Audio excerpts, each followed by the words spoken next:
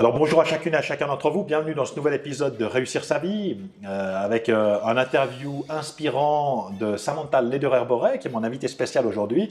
On est dans son institut de beauté. Samantha est une de mes anciennes clientes, ça fait 7 ans qu'elle est venue me voir. À une époque où, selon ses propres dires, eh bien, elle se trouvait un petit peu dans une impasse, dans un trou, et qu'elle avait besoin de davantage de clarté, davantage de visibilité.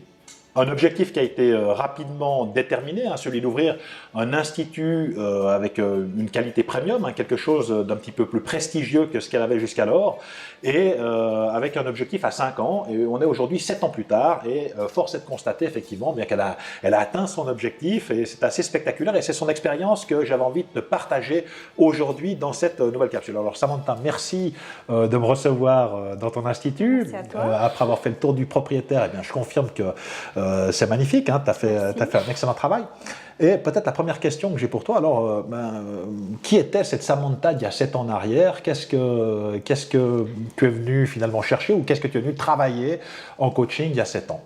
Alors il y a 7 ans, j'étais simplement dans une période où j'étais pleine de doutes, j'arrivais pas à trouver mon chemin, je savais que je voulais quelque chose mais j'arrivais pas à trouver le chemin pour y arriver. Beaucoup de frustration aussi, et puis voilà, j'avais juste besoin j'étais dans une impasse, j'avais besoin d'aide en fait pour m'aider à trouver mon chemin, tout simplement. Ok, donc il y a 7 ans, si je me souviens bien, donc tu étais déjà dans un institut de soins qui était en ville de Genève, donc un institut qui était dans un quartier La Servette. Un quartier populaire, exactement. Un quartier populaire. Ouais. Et là, en fait, il y avait quelque chose qui ne correspondait pas à tes attentes. C'est comme ça qu'on peut le dire? Oui, tout à fait. C'est simplement que je me retrouvais plus. Enfin, j'avais l'impression d'avoir fait un peu le tour de ce qu'on faisait là-bas. Ouais. J'avais un rêve. Et puis, ce rêve, j'avais l'impression qu'il s'éloignait un petit peu ou que j'arrivais pas à l'atteindre. En fait, j'arrivais pas à trouver le moyen d'y arriver. Et puis, voilà, j'avais peut-être pas forcément le bon entourage non plus. Je me sentais plus à ma place, en fait. J'arrivais plus vraiment à avancer. Quand tu le dis, j'avais un rêve, donc c'était quoi ce rêve? Voilà, j'avais toujours rêvé d'avoir un institut peut-être un peu plus luxueux, pouvoir faire des soins qui me correspondaient plus aussi. Okay. Moi, j'adorais les soins du visage, et puis ça faisait quelque temps que je me formais en fait dans le massage facial, plus précisément, et puis j'avais vraiment envie d'amener ma clientèle à ça. Maintenant, c'est vrai que c'était compliqué où j'étais de le faire. En fait, c'était compliqué, pourquoi? Parce que financièrement, ça demande quand même, c'est des coûts qui sont c'est des soins qui sont un peu plus onéreux, et que la clientèle qu'on avait, c'était un 20-80, c'était la loi du 20-80, c'était 20% de la clientèle qui pouvait se permettre ce genre de soins-là. Okay. Et puis le reste du temps, c'est vrai qu'on faisait beaucoup de petits soins, on fait beaucoup d'épilation, et puis ça me plaisait moins. J'adore faire tout ce que je fais, mais c'est vrai que j'avais quand même une envie de faire que du visage. Ok, donc monter un petit peu en gamme au niveau des soins, et puis il y avait finalement, elle était comment cette Samantha avant? Donc qu'est-ce qui la bloquait en fait, qui l'empêchait de passer à l'étape suivante de sa vie en fait? Alors j'avais l'impression de ne pas avoir les moyens en fait de le faire, que ce soit autant psychologique que j'avais l'impression d'être perdue et de ne pas savoir comment m'y prendre. J'avais l'impression que c'était beaucoup trop ambitieux peut-être aussi. De ne pas avoir les compétences pour le faire. Donc il y a souvent ce phénomène en fait du syndrome de l'imposteur qui revient chez tout le monde, n'ayons pas peur des mots, donc tout le monde a ce syndrome de l'imposteur à un moment de se dire mais est-ce que je suis légitime, est-ce que j'ai le droit, est-ce que je peux? Est-ce qu'il y a quelque chose qui t'a habité à cette époque aussi? Oui, surtout que je voyais d'autres personnes très bien réussir, et puis que moi, ça faisait 20 ans que j'étais là, puis que j'avais l'impression d'être toujours un peu au même stade, alors que finalement quand je regardais en arrière, oui, j'avais avancé. Mais pour moi, c'était pas assez, et j'avais pas ce que je voulais. J'étais à mes 40 ans en fait, et j'avais pas du tout la vie que j'imaginais avoir à 40 ans quand j'avais 20 ans. Ok, donc un peu de déception, Très déçue, okay. J'étais très déçue de moi. J'étais fâchée contre moi en fait, parce que j'ai l'impression de pas avoir fait ce qu'il fallait pour arriver à cet objectif-là. Donc avec cette faculté de se juger soi-même toujours très durement, très intense. C'est toujours, enfin c'est souvent ce qu'on retrouve chez les gens, c'est que quand il s'agit de soi, je suis nul, je m'autoflagelle, c'est pas bien, c'est pas assez, c'est pas suffisant. Puis quand c'est les autres, c'est ouais non mais c'est bon, c'est pas un problème, etc. Donc il y a eu tout ce travail-là, puis il y a eu une prise de conscience à un moment donné. Qu'est-ce que, si on peut dire en fait, ce coaching en fait, qu'est-ce que ça t'a révélé?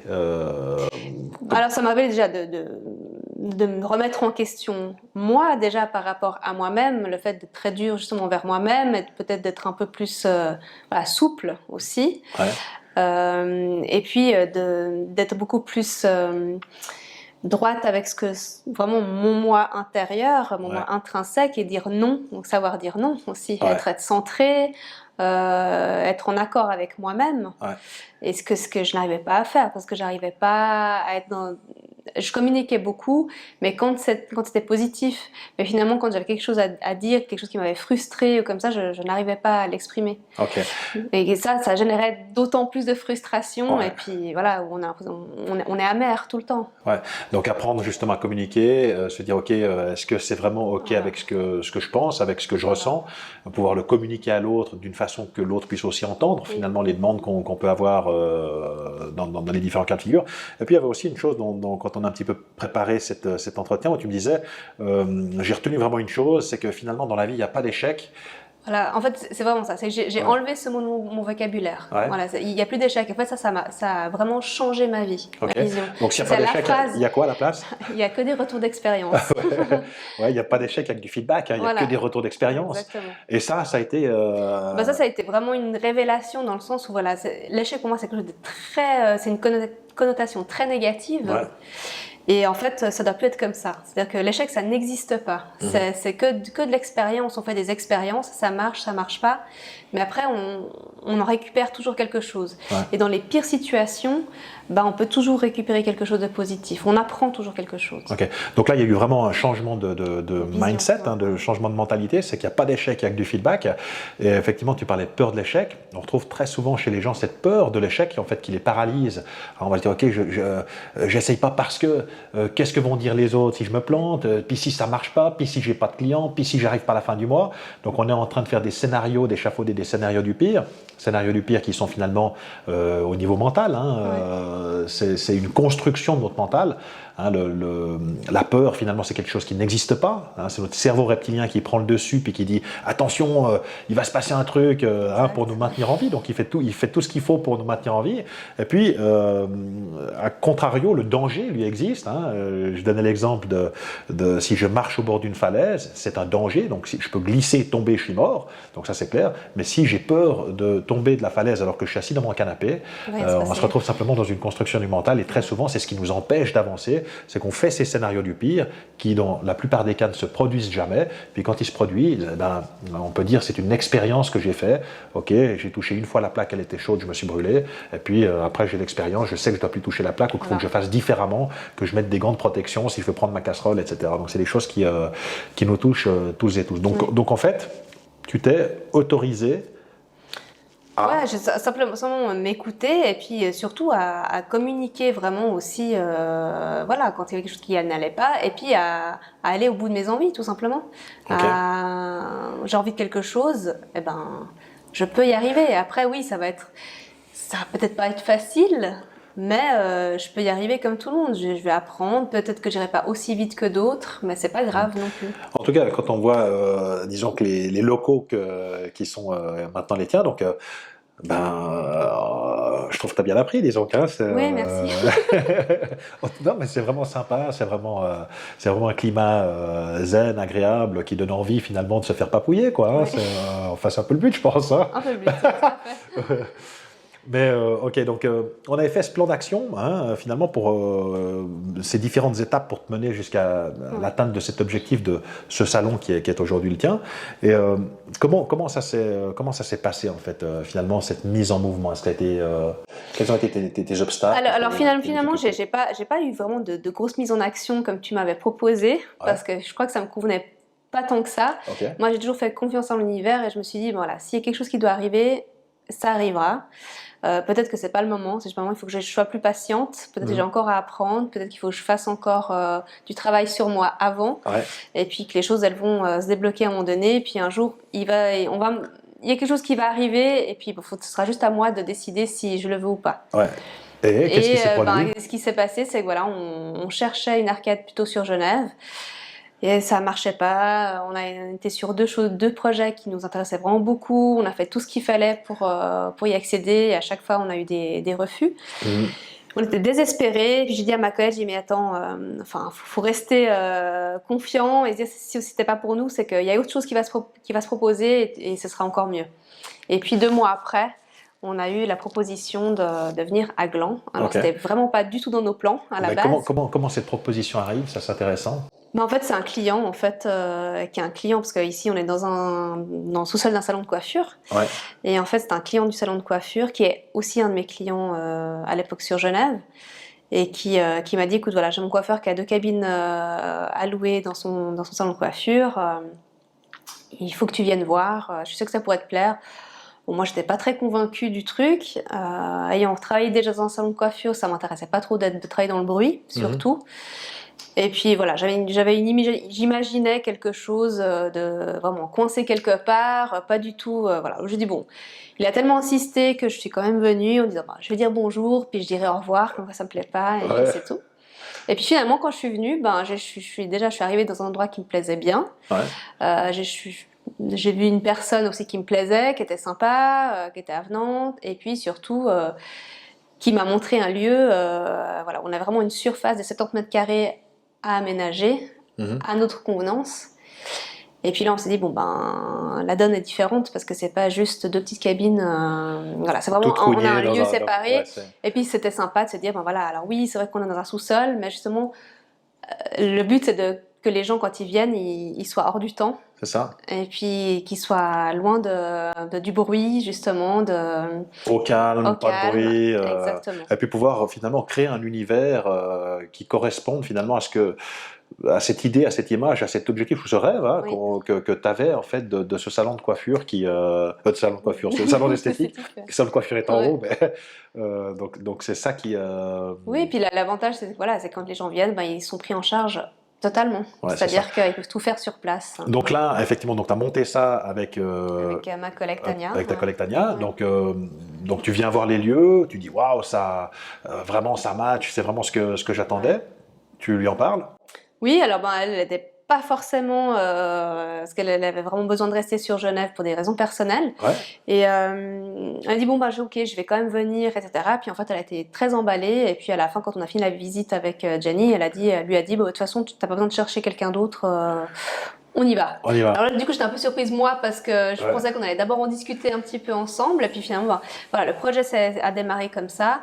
On a très vite pu avoir le financement aussi parce que ça demandait des travaux quand même importants. Et voilà, puis en 6 mois, on a tout engagé le processus. Donc en fait, il y a eu des recherches qui ont été faites sur Genève, il y avait des choses qui plaisaient, mais ça se mettait pas en place, etc. Puis tout à coup, comme par miracle, comme très souvent, quand on lâche prise sur les choses, d'un coup les choses commencent à s'aligner toutes seules. Puis il y a un client qui t'en parle. Au début, t'es pas trop chaude.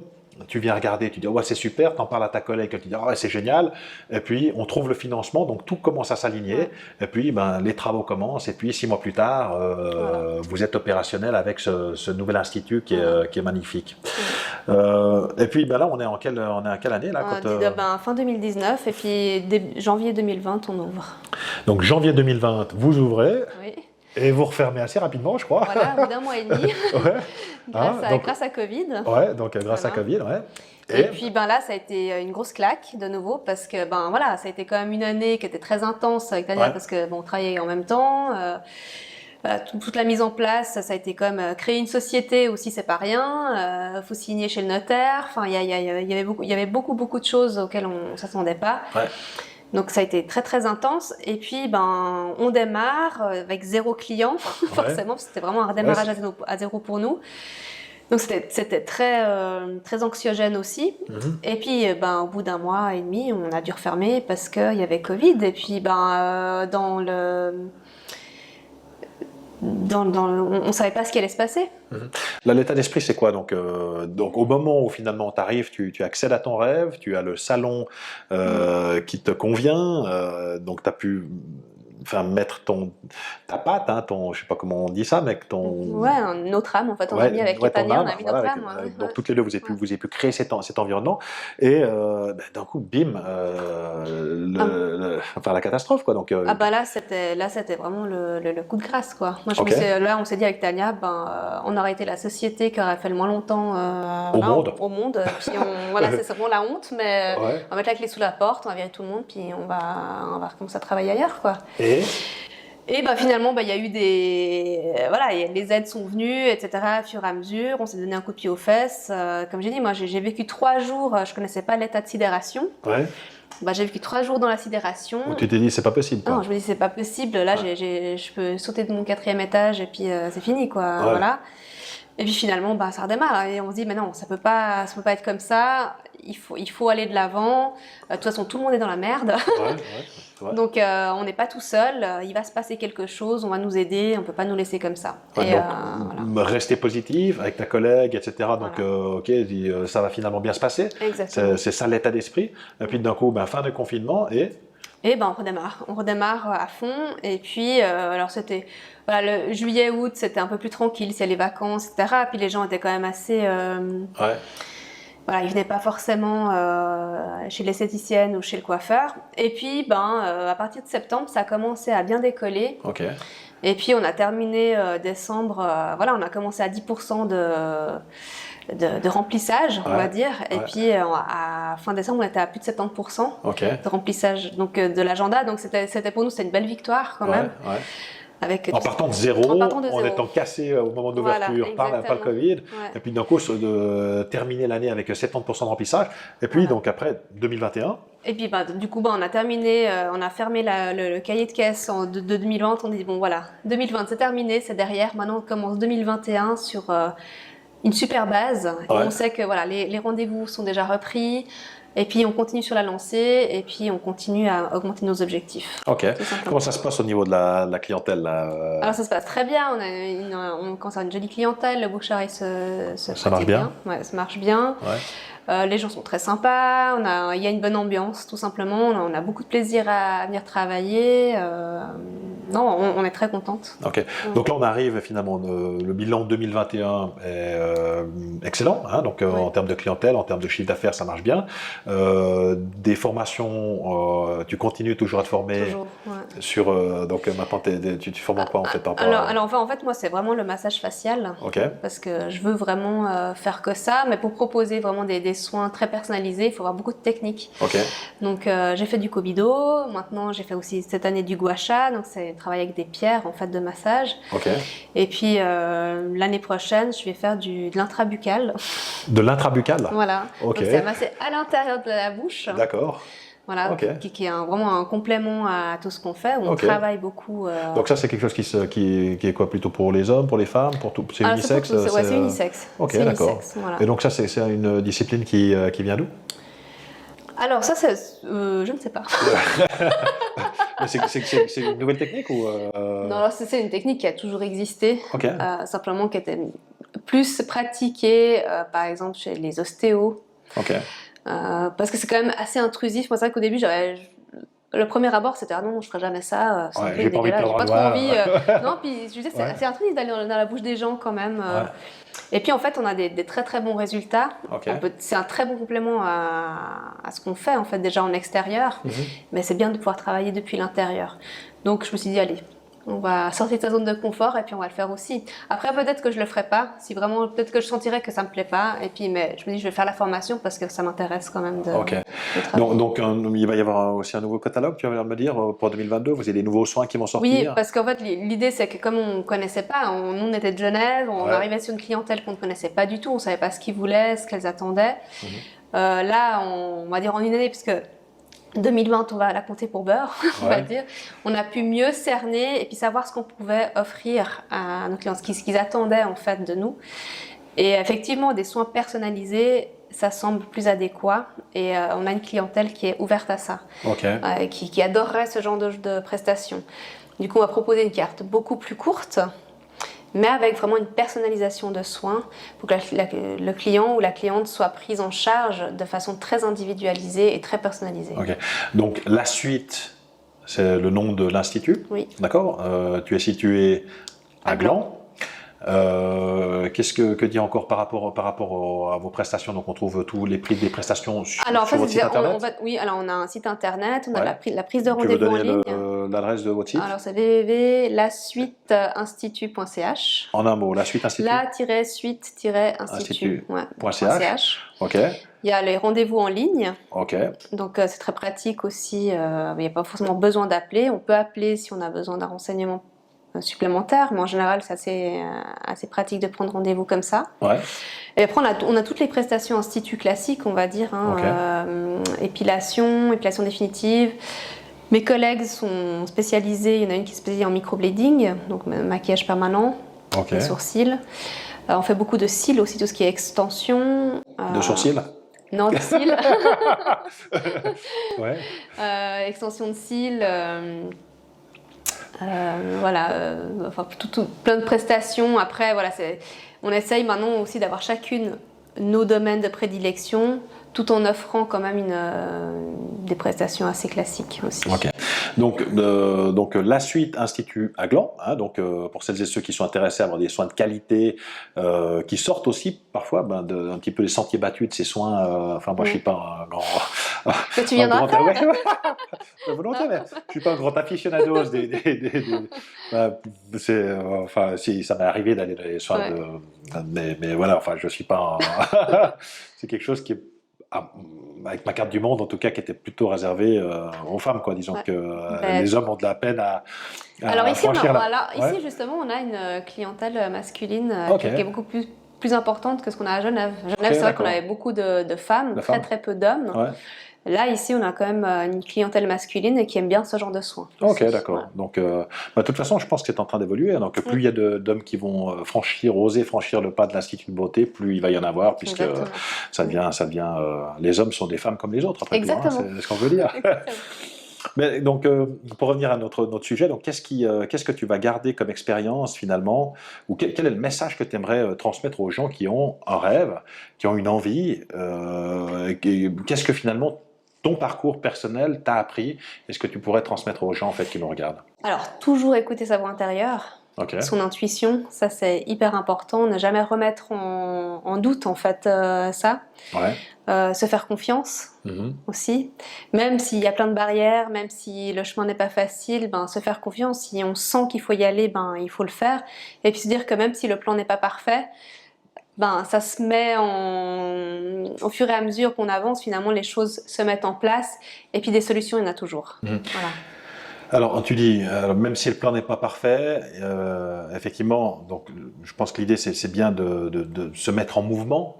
Des solutions, il y en a toujours, il arrive des choses, parce que le fait de rester sur son canapé, si tu étais resté sur ton canapé, il ne se serait jamais rien passé. Il ne se serait rien passé, donc ça veut dire que tu as fait des choses, fait des petits pas, entrepris des choses pour que finalement, tout à coup, de manière un petit peu magique, les choses viennent se mettre en place. Oui, et puis toujours être à l'écoute justement des choses qu'on vient nous proposer. C'est ça. C'est-à-dire que des fois, ça peut faire peur, ça peut ne pas être vraiment ce qu'on avait prévu au départ, mais se dire que ce qu'on nous propose, c'est peut-être qu'il faut se poser la question et puis se dire faut quand même être un peu curieux et puis se dire est-ce que vraiment on peut le faire ou pas. Qu'est-ce qui a été déterminant en fait quand tu viens voir ces locaux et puis tu te dis waouh, qu'est-ce qu'il y a dans ton intuition, qu'est-ce qui a matché en fait, qu'est-ce qui était le déclencheur? Tout, parce que je me sentais bien. Ok. C'était vraiment un sentiment, c'est pas définissable comme ça en fait, c'est vraiment un sentiment, voilà, c'était mon intuition. Ok.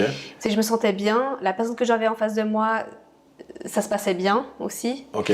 Ça avait l'air de matcher. Il avait la même façon de voir les choses que moi. C'est aussi quelqu'un qui est passionné par son métier. Voilà, il y avait plein de choses qui rentraient en ligne de compte. On avait plus ou moins le même âge, on avait eu un peu le même parcours. Donc, je me suis dit, il y avait quelque chose à faire ici. Enfin, je me voyais, je m'y voyais. Je savais pas comment, mais je m'y voyais. Si tu devais donner un conseil finalement à la Samantha que tu étais il y a 7 ans en arrière, ce serait quoi le conseil en fait que tu me donnerais? Simplement de se faire confiance, faire confiance à la vie et puis écouter sa voix intérieure. avoir la patience simplement et puis de se dire que voilà, on est capable de tout. Après, faut simplement faut se bouger, faut s'en donner les moyens aussi. Comme disait, découper aussi l'éléphant en petits morceaux parce que c'est toujours plus facile à l'avaler. Ouais, c'est juste. Voilà. Donc on est tous capables de manger un éléphant à condition de le couper en suffisamment de petits morceaux. Exactement. Forcément, quand on arrive devant une montagne, ça paraît énorme, mais en fait, on est capable. Il faut juste aller étape par étape et puis les choses se mettent en place. Ok. Et par rapport à ce coaching, en fait, qu'est-ce que tu vas garder ou à quoi ça sert un coaching en fait? Un coaching, ça sert justement à débloquer certaines croyances limitantes qu'on a en disant non, peut-être c'est trop ambitieux, je suis pas capable, je vais jamais y arriver, j'ai pas les épaules pour, j'ai pas les compétences. À dire que oui, en fait, on peut tout faire, mais il faut juste le vouloir. Après, ça demande un travail aussi sur soi. Et simplement se dire que quand on a besoin d'aide, il faut en demander aussi. Il y a des gens autour qui sont là. Comme on le disait, c'est pas forcément les amis ou les proches qui peuvent être les meilleurs conseillers, mais d'avoir quelqu'un d'extérieur, justement comme prendre un coach ou quelqu'un d'extérieur, c'est pas mal d'avoir une vision aussi extérieure à la problématique. Ouais. Et c'est vrai que très souvent, donc c'est pas que les amis peuvent pas être de bons conseils ou que la famille. Donc souvent, ils sont bienveillants, on nous écoute, mais on va donner des conseils qui correspondent à la carte du monde de la personne. Alors que le coaching, il n'est pas finalement dans cette relation de proximité. Il voit la chose de manière détachée, puis il peut justement venir proposer un point de vue ou un angle différent par rapport aux problématiques que souvent les gens ont trop de proximité pour pouvoir dire. Et puis parfois, effectivement, donc en coaching, on dit des choses qui sont un petit peu confrontantes, parfois qui ne font pas plaisir, mais qui permettent en tout cas d'avoir des prises de conscience et puis de progresser. Donc en fait, après, c'est ça, c'est vraiment que d'être plus en accord avec soi-même. Ça apprend juste à être beaucoup plus en accord, d'arrêter d'être dans les frustrations aussi, parce qu'on n'arrive pas à exprimer ce qu'on est, finalement. Et tu parles de frustration, donc par rapport à ça, est-ce qu'il y a eu un avant et un après par rapport à cette capacité de communication? Donc, est-ce que tu as changé en fait? Bien sûr. Déjà, maintenant, quand il y a quelque chose qui ne va pas, je l'exprime, parce que j'exprimais facilement quand c'était positif, mais dès que j'avais quelque chose de négatif à dire, forcément, c'était très compliqué pour moi de le faire. J'avais toujours l'impression d'embêter les gens ou d'aller après dans le conflit. Et puis, peut-être de ne pas l'exprimer non plus de la bonne manière, parce que j'attendais trop pour le dire, donc j'étais vite... Et puis après, c'était... c'est une cocotte minute qui explose, quoi. C'est un peu l'émotionnel qui prend le dessus. Qui prend le dessus. Et puis non, c'est pas bon du tout. La personne qui le reçoit, forcément, c'est pas très agréable non plus. Elle peut pas l'entendre. Et puis elle peut pas l'entendre. Et puis c'est pas constructif du tout.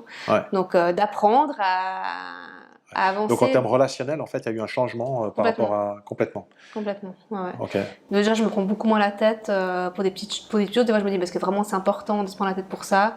Puis hop, je le mets de côté. J'attends peut-être 1 ou 2 jours, et puis si vraiment ça me prend la tête, j'en parle. Mais avec les bons mots, avec toujours le « je » aussi. C'est pas « tu », c'est le « je ». Donc déjà, pour le formuler, c'est différent. Et puis la personne le prend en face aussi différemment, et c'est beaucoup plus constructif. Ok, super. Un mot de la fin, donc si tu avais un dernier message pour nos auditeurs, donc qu'est-ce que tu conseillerais à des gens qui aujourd'hui sont animés d'un rêve, qui aimeraient atteindre un objectif, qu'est-ce que tu leur conseillerais en fait? D'être proche de leur rêve, justement, de jamais l'oublier, et puis de tout faire pour y accéder, d'une manière ou d'une autre. Mais qu'il faut toujours avoir confiance quand on a un rêve, on n'a qu'une vie, puis ça passe vite. Donc même si on n'a plus 20 ans, même si on n'a plus 30 ans, même plus 40 ans, c'est pas grave, on peut toujours faire quelque chose. C'est ça, c'est jamais fini. C'est jamais fini, et puis toujours en tout cas essayer de toucher du doigt, en tout cas, c'est tellement gratifiant. Moi je suis d'accord avec toi par rapport à ça, de pouvoir se dire qu'effectivement si on n'essaye pas, on ne le saura jamais. Puis après, il arrive un moment donné où c'est trop tard pour faire les choses. Et puis, il y a la frustration, justement. Il y a la frustration, il y a les regrets. Ce livre de Bronnie Ware, qui est cette infirmière australienne là, qui soignait les gens en soins palliatifs, donc des personnes qui avaient le cancer, qui étaient gravement malades, puis qu'il leur restait quelques semaines ou quelques mois avant de décéder. En fait, elle a écrit un livre qui s'appelle « Les 5 regrets des personnes en fin de vie », qui est un livre qui est très intéressant. Et le regret numéro 1 des personnes en fin de vie, c'était de dire « j'aurais voulu avoir le courage de vivre la vie que je voulais, au lieu de vivre la vie qu'on attendait de moi ».